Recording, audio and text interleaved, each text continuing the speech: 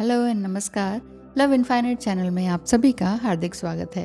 1111 111 इस तरह के नंबर आपको बहुत ज़्यादा दिख रहे हैं। क्यों दिख रहे हैं? और अगर आप चेस कर रहे हैं अपने ही ट्विन फ्लेम को तो मत कीजिए। क्यों? क्योंकि ये नंबर कहते हैं कि आप अपने आप को चेस करें, अपने पैशन को चेस करें, किसी पर्सन को चेस मत करें। ठीक है? और आप ये सोचते हैं कि क्या फिर हम क्या ट्विन फ्लेम को भूल जाएं, या अगर हम उन्हें चेज नहीं करेंगे तो वो कहीं भाग तो नहीं जाएंगे, है ना? तो ऐसा कुछ भी नहीं है कि वो भाग जाएंगे या समथिंग। जिसने वापस आना होता है वो ज़रूर वापस आते हैं, कमिटमेंट देना होता है ज़रूर कमिटमेंट देते हैं। और जब तक आप अपने आप से इंटेंसली कनेक्ट नहीं हो पाएंगे, स्ट्रॉन्ग फील नहीं कर पाएंगे, तब तक आपका ये रिलेशनशिप जो 3D वर्ल्ड में है ट्विन फ्लेम जर्नी का, वो ऑन ऑफ होता रहेगा। और ऐसे में ये जो सीन है बिल्कुल ही कॉम्प्लेक्स फील कराएगा। मैरिड है, अनमैरिड है, एज गैप है, रिलीजन अलग है, हम किसी और ही कंट्री से हैं, लैंग्वेज अलग है, सब कुछ अलग है, तो भी आप ट्विन फ्लेम्स हो सकते हैं। सेम जेंडर में भी ट्विन फ्लेम्स देखे गए हैं। अच्छा, तो 1111 दिखता है और आपका रियूनियन क्यों नहीं हो रहा है? तो इसका मतलब ये नहीं है कि आपका रियूनियन हो ही जाए।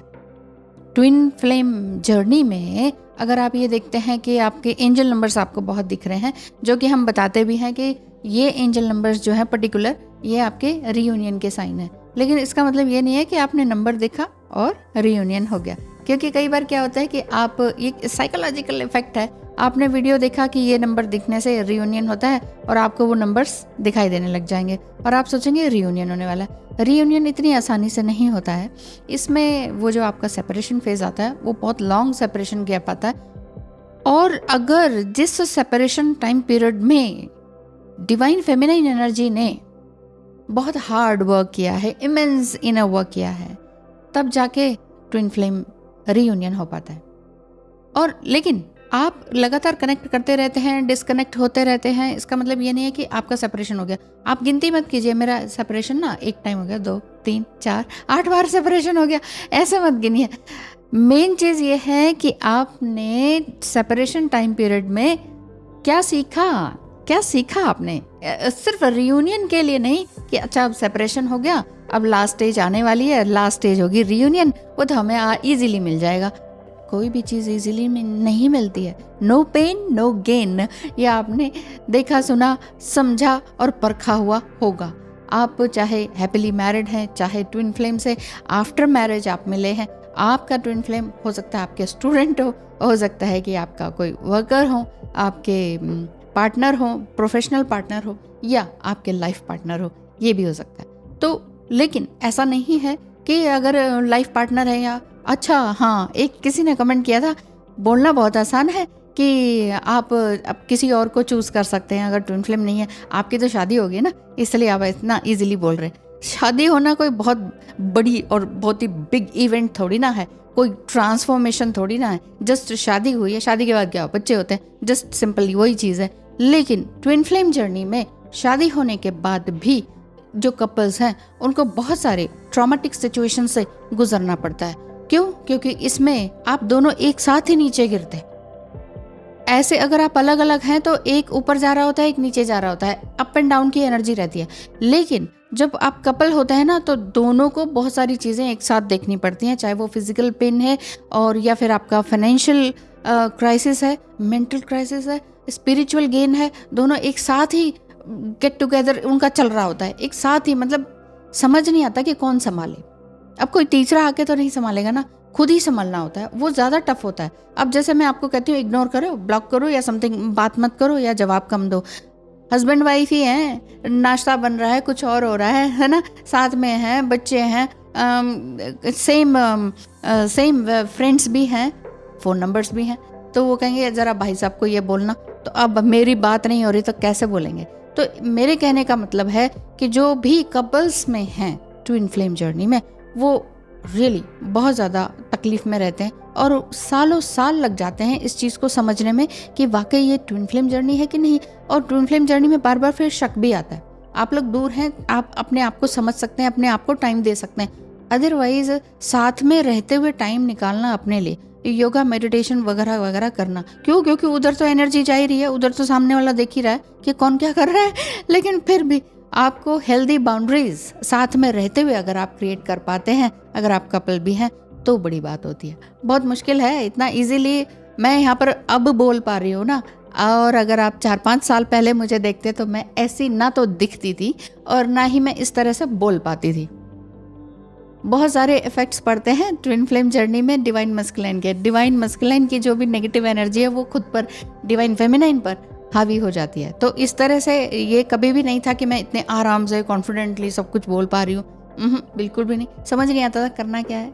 एक फ्रस्ट्रेशन, एक अजीब सी चिड़चिड़ाहट रहती थी ऐसा।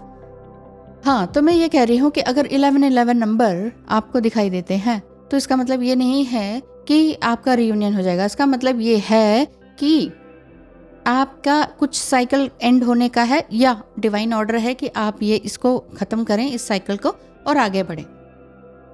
आप बिल्कुल ट्विन फ्लेम जर्नी में ये कनेक्शन बहुत अच्छी तरीके से फील कर सकते हैं जब आपको इस हर तरह की सिंक्रोनिसिटीज़ भी होती है।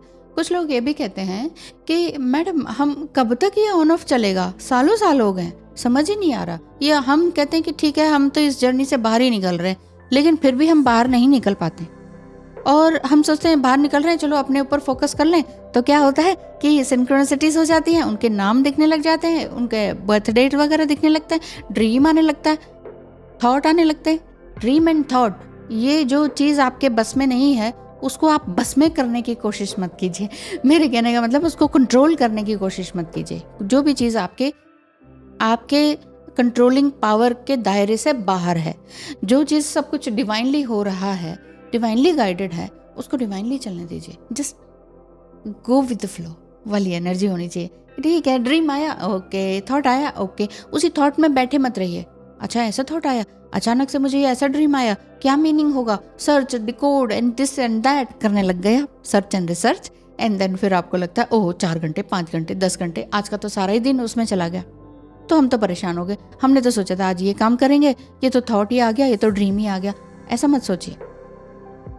सोचने का मतलब है आप कहेंगे थॉट तो आएंगे, तो थॉट तो हमेशा आएंगे। 60 to 70 thousands of thoughts per day आपके माइंड में आते हैं और चले जाते हैं। एक ही पे क्यों अटक जाते हैं आप? क्योंकि आपकी सुई एक ही पे अटकी हुई है, डिवाइन मस्कुलाइन पे।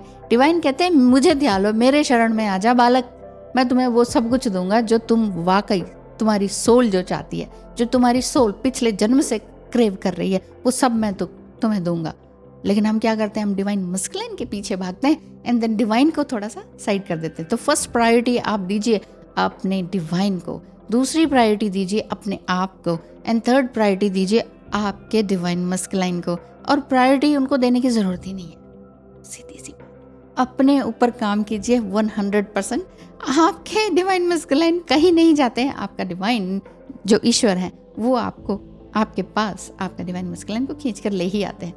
किसी ने कहा था कि आप इतनी छोटी वीडियो बनाते हैं, शुरू होते ही ख़त्म हो जाती है, थोड़ा सा लंबा टाइम तो निकाला कीजिए।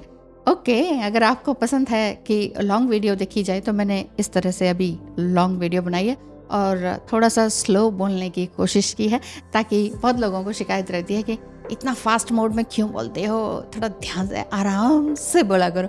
तो यह है, तो मैंने आराम से बहुत अच्छे से लंबी वीडियो बनाई है आपकी ख्वाहिश के अनुसार। आप लोग खुश रहें, आप लोग सही रास्ते पर आएँ, बस यही मेरी इच्छा है। अदरवाइज़ वीडियोस बनाने का और कोई मोटिव ना शुरू में था ना अब है। बस ये है कि कोई ना कोई एक व्यक्ति भी अपनी लाइन पर आ जाए, अपने अलाइंड हो जाए, अपने यूनिवर्स से, अपने आप से अलाइंड हो जाए, आत्मा का परमात्मा से मिलन हो जाए।